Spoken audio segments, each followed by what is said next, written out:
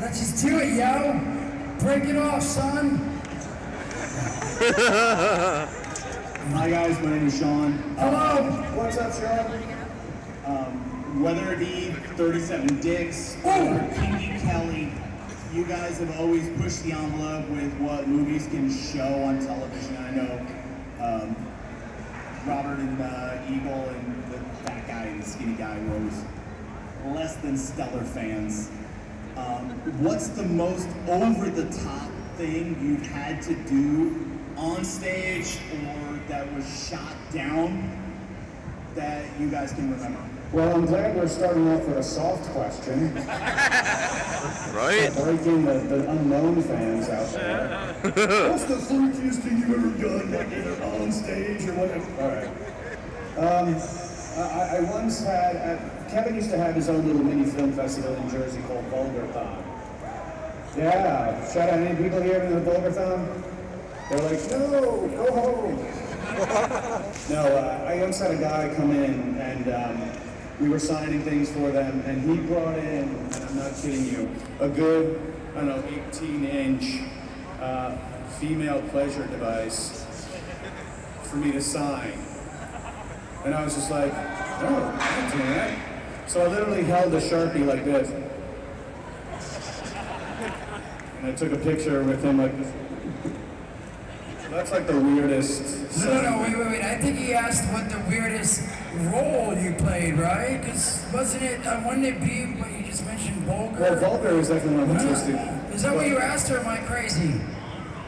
Oh, on or off? Look at me. Who am I to say anything? I'm sorry. What's your crazy on or off? You have a lot of off crazy. I was sorry. I thought he said role to play. So I don't know. I wouldn't say crazy, but I mean, it definitely was interesting to be on set and walk out with my slong swinging. Oh, look. With my slong swinging left and right. Oh, yeah. It was feeling meaty, sweaty. Do we have a signer? Yeah. You're earning your money today. That's awesome. She has to translate. That is. I don't even sign it. See, I mean, I don't know. That was interesting for me to have to do that because I was like, oh my gosh, my family, my mother-in-law, and my wife's friends are gonna be like, oh my gosh, I can't believe my friend has to touch that weird-looking wiener. So, anyway, but that's my thing. But I don't know about the ladies. Joey, what have you done? I am from Arkansas, and Well, that explains it. yeah, that's the weirdest thing ever. But I have a side of my family that's extremely religious, born again, Southern Baptist, and my Aunt Sarah Lou, who's so precious and amazing, but had probably never heard a curse word her entire life. And she, for some reason, was in LA visiting. It's training, and it doesn't mean it has to be formal training. It's like you got to get all the information that you can from wherever it is that you can to do what you want to do. Thank you very much. You're welcome. And you should have been at her filmmakers panel yesterday, and all this would have been answered. Next question. Good evening, everyone. Good evening. Didn't sound like it was a good evening. Welcome to I am your host, Mr. Rock. Welcome to Fantasy Island. This question is for everyone. What have you learned from the characters that you portray on film and that you've taken outside your lives, like for now? If a friend wants to give you a going away party, make sure there's no interspecies erotica. Yeah. After that, I got nothing. Yeah, for me, Veronica, a lot of her is in me anyway. It's like the kind of girlfriend that most people want for themselves, making sure that the Doing relationship... 37 Stop guys? it. What? Where are you going with Be that? so careful as to how I explain myself because it's like these guys are so on like top I'm of the it. perfect girlfriend. But the relationships are about. I lost the word. No, you're getting all I Dr. know. Phil here. It's like it's a partnership. And that's what I feel that Veronica is. It's like she tries to encourage him to be better and all that kind of stuff. And so that's the type of person I feel I am anyway. Gwen? Kevin taught me how to tell off men who are judging me in a really smart, articulate way. You mean to tell me you have some sort of half-assed mealy-mouthed objection to pubescent antics that took place nearly 10 years ago? What the fuck is your problem? That line comes in handy. Funny enough, we went out for dinner last night, and we were at another bar, Kill Your Idol, not far from here actually. And she had this really great drink in her hand. She was drinking it, and she spouted it off after a couple of drinks. And I was like, "How did you do that?" And she rattled it up like, "Bam!" Do that whole scene.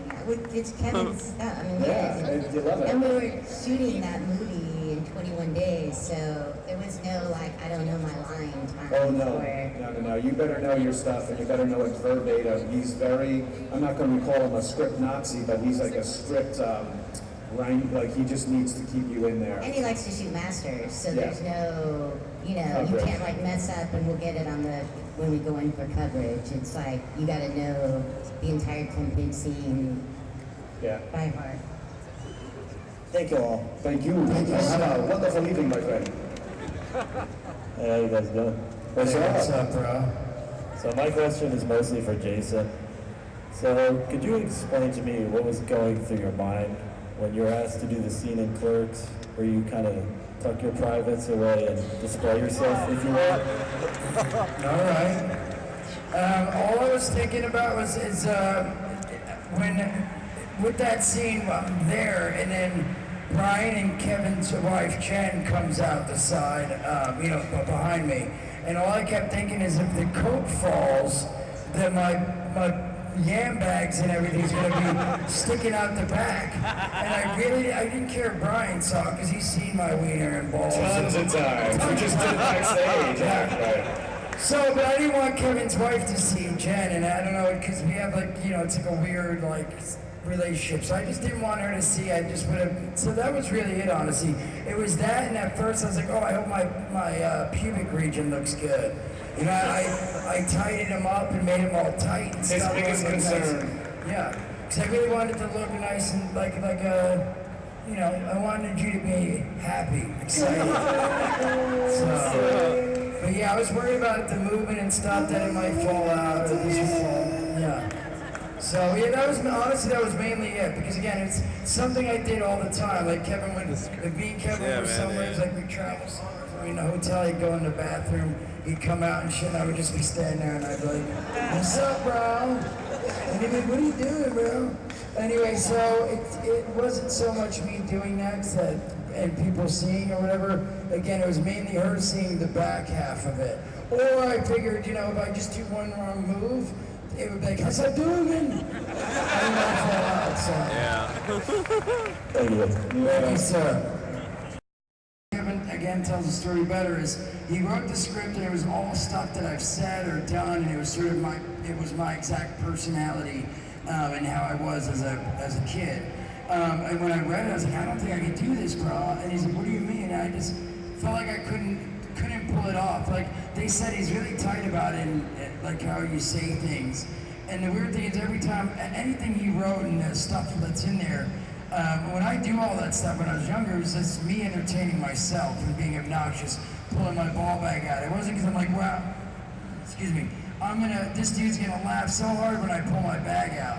It was like, I'm gonna laugh because this is gonna be funny. My balls are gonna be out, he's gonna be shocked, and whatever. So it's me entertaining myself. So now all of a sudden he wanted me to say, go now, action. And I'd have to perform and be on point for the camera. And I don't know, I got super nervous. So I would get really nervous and I'd send Brian outside. Yeah, and no one to go could inside. watch and film. It would just be the cameraman and him and Kevin. That was it. Yeah, I was super nervous about it. Unless, of course, some scenes where I had to do dialogue with Brian and maybe we would do our stuff. But as often as possible that I could get away with having no one in there but me, Kevin, and I, and maybe Mosier, I would. So, I don't know, I can't even say that I enjoyed it because I was so nervous, or I was super drunk and I'd pass out and they'd send me home because I would be like, hey, there's three, there's four. Like I'd be so slurry and messed up that they have to send me home. That happened like twice. So again, I think after the fact and getting to see it and stuff, it was like, oh my God, that we did it. But you see, there's cutaways to like my feet and stuff like that, and that some of that stuff would be because I would just be like, couldn't do anything. That's why when Mallrats happened, they had Seth Green on standby, because not that Kevin and Scott were like, oh, Jay's gonna freeze up again, but the studio, I think they had mentioned it, and they remembered it, so they're like, he's never had training, he's never done a movie, but with you guys, so if he like freezes up or can't do it on Mallrats, it's a studio movie, there's gonna be like 20 people, 30 people around, he can't tell everyone to go inside. They need to be there, so, anyway, I did it. Imagine if Seth was Jay. That's just like weird. It would be like the Family Guy, like, oh, I'm Jay. It's like, what? It would have been definitely interesting. It would have been interesting if I froze the first couple days, and then you had to work with Seth. Yeah. So he came out, he's like, hey, kitties. We went on strike, solidarity, original Jay or nothing. Yeah, so it was. Yes. So yeah, I don't know, going back babbling, but yes, so I can't say there's a moment I could say. I think overall it was a new experience for me, and it was just, it was sort of surreal that we were actually shooting with the camera and a sound guy and stuff. Because when Kevin first said we were going to be shooting that movie, I literally thought he was going to be busting out like his mom's VHS shoulder camera. I really did. I was like, oh, we're going to shoot a movie, like we're going to have fun, just a few of us. So, my experience there was more about just like, wow, this is interesting and different, and there was some moments we had fun, like just again being on set, like me being a fool and meeting Brian and harassing him and being obnoxious and stuff. But yeah, it was a different thing than after the rest of them came along. So, Thank you, sir. thank you, sir. My choice, by the way. I don't get to say 37 dicks in front of 1,000 people very often. And now I know what ball bag looks like in hand signal. So, yeah. Yes. And what about Mallrats? The Mallrats sequel, can you tell us? Because I really want to know. I don't know. Bill Suitor number 3, please. That, sir, is a 7:30 question. That's like a 7:30 question. Yeah, it is. Yeah, Kevin will have to explain again. I read the script, but I don't know how much he wants to put out there and stuff. And hopefully you guys are 7:30 and you can get up and ask Kevin that question. I can't, so yeah, it's more his question. I literally just got a phone call on Good Friday. He's like, Brian, I have good news and I have bad news. And I was like, well, tell me the good news last because I want to end the conversation on a good note. He goes, well, we got to postpone shooting Clerks 3. I'm like, oh, okay. I said, why? He goes, well, we have technical issues that we got to work out. And secondly, though, on a good note, I want you to be a part of Mallrats. So I was like, I'm there. So, and that's pretty much as I know about it. So I've been just like you guys, following his Twitter feed, listening to his podcast. Whenever he Instagrams out a first page that said Mallrats, that was the first time I heard it. So I'm going to be probably listening just as tightly as you guys are at 7:30 to see what happens here. Joey, please. Are we going to get to see the Sweet Tits again? That's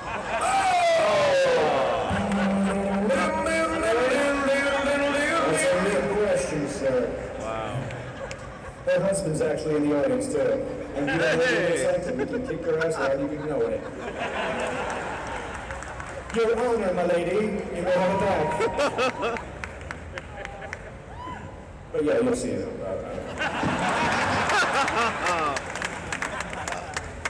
That was insane. What's up, bro?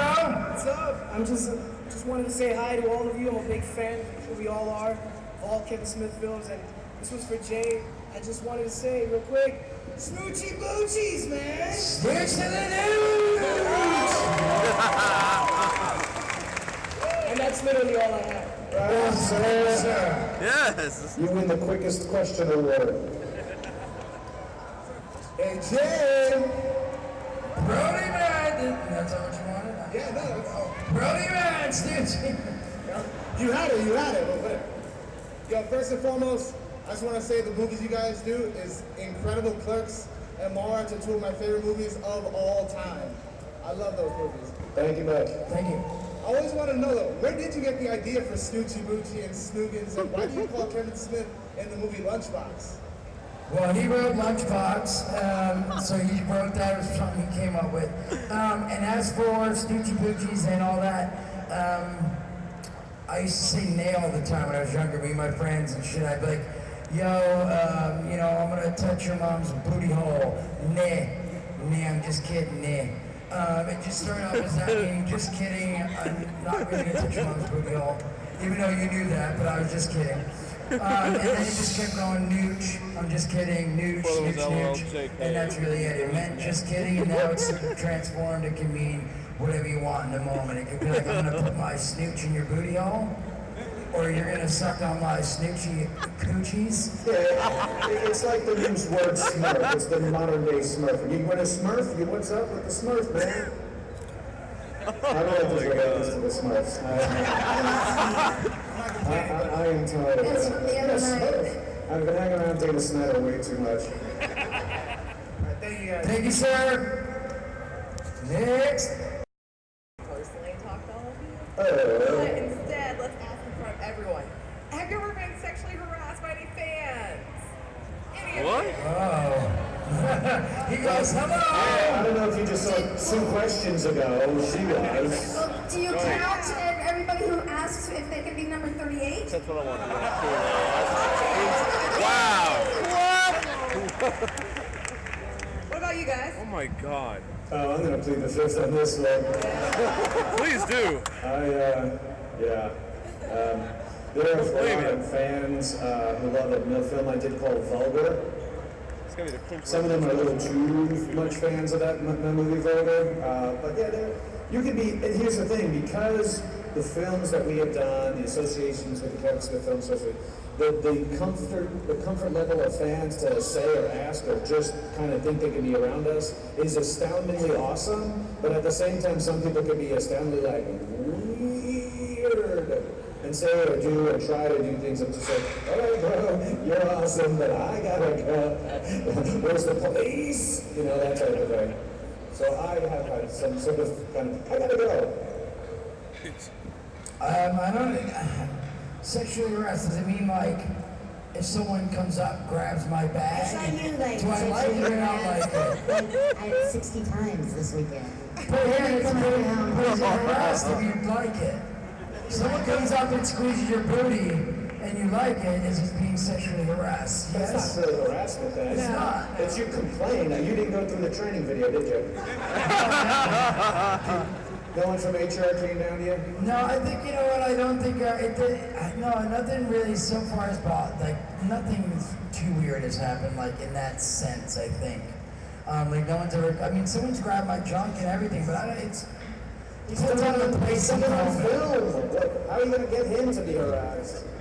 But Thank you, now that I know to keep my distance. Yeah, I was gonna say, let me end that with, I'm not gonna stalk or harass any of you, I promise. I do love you guys, though. Yeah, sure, girl. Sure. Right on. Yeah, rock on. Hey guys, how you doing today? What's up? Oh my God. First, a comment. Joey, I knew you got my letters. I never got the pictures of the toes. Very upset, very upset. Very good, very good. Yes, bro, yes. I knew it. Huh? Future comedian. Oh no. Second question though is for Jason Mewes actually. Congratulations on your 1-year-old daughter Logan. Just Thank you, sir.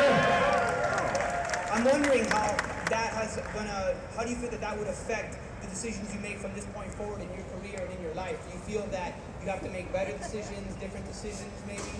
I feel like I've always should have made better decisions with my life. You know, many times I've done some things I wish I hadn't, but I don't know. No, I don't think. I think I already like the things that I do make bad decisions with. I think again are things I should. Being a father or not being a father.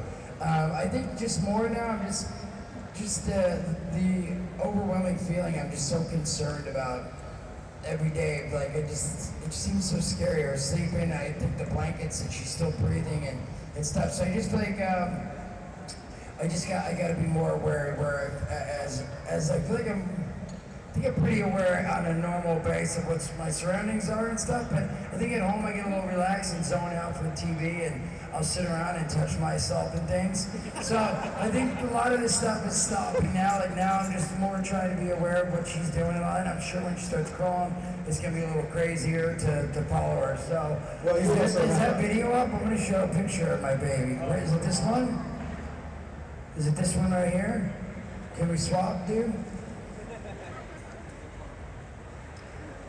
Bro? There's a scramble in the background. Can we put this up, dude?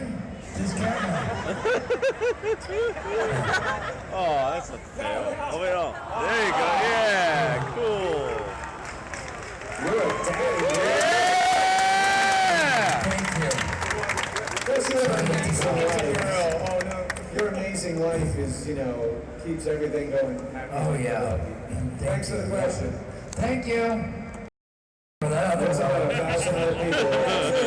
It's probably a lot of people. Yes, But, we like, do. dude, like, you have no idea. Like, seeing you up there is just, like, surreal. It's like, I can't even believe it. Breathe. Oh, film. Yeah. But I really want to ask Jason Mewes if he would, sing the song, the weed song. I think we already did that. You're late to the party, sir. You gotta get another half, So though. earlier I did the pop song. You're talking about noise, smoking weed, drinking beers, doing coke, rolling patties, smoking blunts. Who smokes the blunts? We smoke blunts. Rolling patties, smoking blunts. No, I don't know the rest. Thank you. Come on, Doug, hello?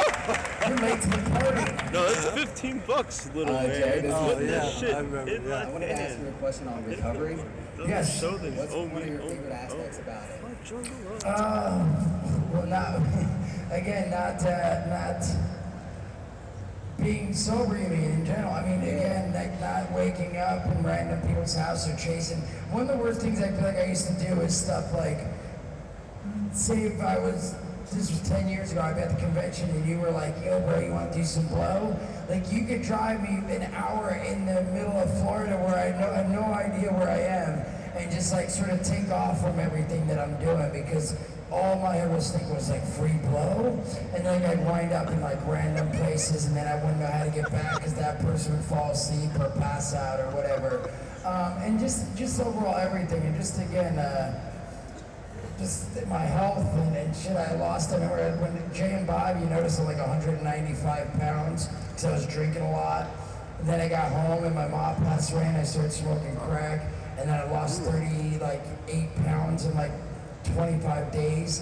So then I was like 150 pounds and shit. And it was just all of that stuff. Many things about it. And just sort of being there, being able to be present and be there for the people I care about and stuff. Again, my wife, my baby, Kevin even, like it just wasn't reliable and I just wasn't fun to be around and all that. So what I love most about being sober is all that. If you meant in recovery, I mean, I definitely like I go to AA and NA and the program and stuff. And again, I think a big part is surrounding myself with people that's in the program and I could talk to them about it and stuff. But the podcast has been a big help as well. I mean, me sharing and chatting with people and people being like, hey, how many days you're sober? And me being accountable to people has been a big help the past almost 5 years. So. Thank you, sir. Thank you, everybody. Thank you. I tongued Polly Shore. I kissed him through like glass, I think. I don't know. I was never really going to be there. I mean, I kissed Rosario Dawson. And also Kevin's real life Jen. That's right. Yeah.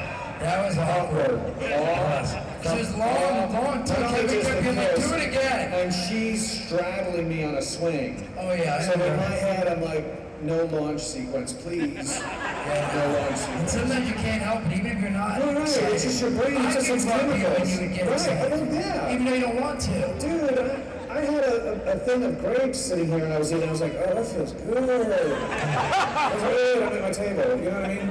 But go ahead. I want to hear this answer.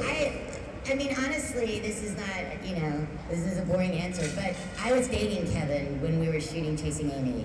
So all of those intimate scenes with Ben were extremely uncomfortable and awkward. So like, and movie kisses are always awkward. They're not sexy, or because you're worried that like the camera's gonna get your face like that, or the director's like, no, get your cheek more, I can't see both your faces. And it's like, well, that's impossible, you know? They're just always awkward and weird and not enjoyable, so neither. Okay. Wow. Thanks, Okay, Joe. Joey, good answer. Good, I like it. I like Next it. Joey question. First, I want to say thank you. This morning when you signed my poster, Joey. Closer to the mic. Joey, this morning when you signed my poster, you were so sweet and I had a great time. My question is kind of two-part. First, how did you feel about putting your music into the movie? And do you still do music? No, I had this like phase I went through where I got a guitar and learned some chords, and then like I would write 4 songs a day and call my mom and be like, I wrote another one. And the one I sing in Chasing Amy was I wrote country songs. Like my big hit was Mama's Dead and No Daddy's Dead and Mama's Head. That was my favorite. And so that was Where Are You Darling? And so Kevin had wanted, I think, like a Jungle Book song for that scene, weirdly, and I couldn't get it, couldn't afford it. So he was like, we'll use one of yours, it's free. I would have been like, oh, really? He's like, we can like cast Drew Barrymore and we'll have enough money for the song I want. I'm glad you got that. So anyway, it was free. I really can't sing. We worked really hard for several hours in a studio, and I'm sure they use the pitch thing and everything. Like, ask anyone who knows me, I can't sing. Although when I'm drunk, I will sing. So. Well, thank you. Yes. Yes, sir. Sorry, I feel like I have to catch this.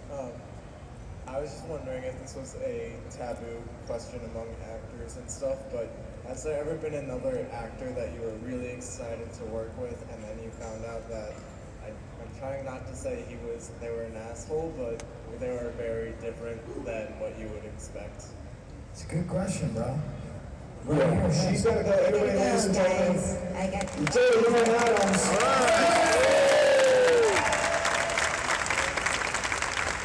We want to make sure, you guys, we're going to do a crowd selfie. So if you guys want to come down to the end. All right, look at that.